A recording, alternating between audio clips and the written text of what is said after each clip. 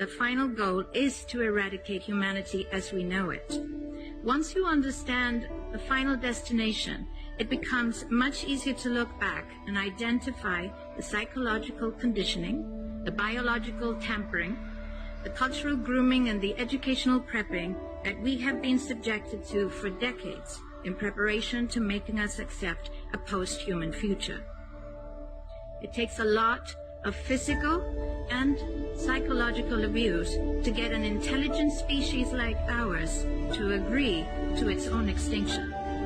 Most, if not all, that has transcended in the last 60 years was designed to get us closer to accepting such a dystopian reality. Whether you care to accept it or not, we live in a hyper-controlled matrix where our perception of reality is meticulously planned, managed, and executed in order to control and steer us in whichever direction they wish. And the direction is a post-human world.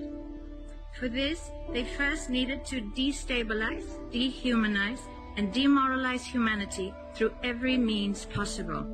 The destruction of the nuclear family, children being indoctrinated by the state, abortion, the eradication of God and spirituality from education, life in megacities and away from nature, toxic food, air and water, social media, replacing real human connection and interaction, engineered financial crisis and taxation, endless wars and massive migration, stress, anxiety, depression, drugs and alcohol, constant fear-mongering, moral relativism as the new religion, and I could go on and on about how humanity has been influenced and forced to move away from all the things that give us strength, security, purpose, and meaning.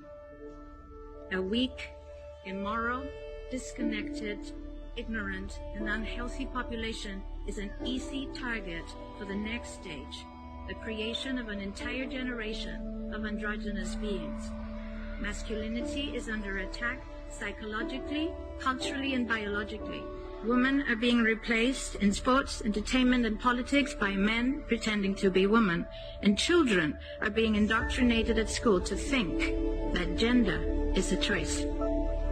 The transgender movement is not a grassroots movement. It comes from the top.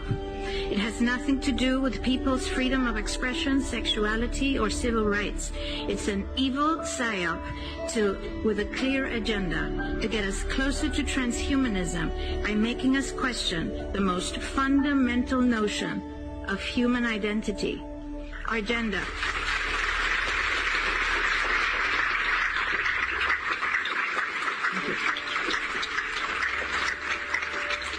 If you don't know who you are, if you already identify as a hybrid between a man and a woman, you will be easily convinced to become a hybrid between human and machine. Gender ideology is the 2 + 2 = 5 from George Orwell's 1984 dystopian novel. It's the final test to see whether we will follow the most absurd party line towards our own extinction. But 2 + 2 = 4. And no matter how you choose to dress, call yourself, or change your physique, will not change that.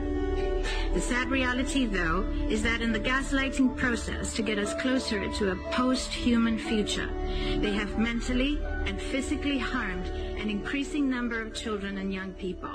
And it's only getting worse. This must be stopped.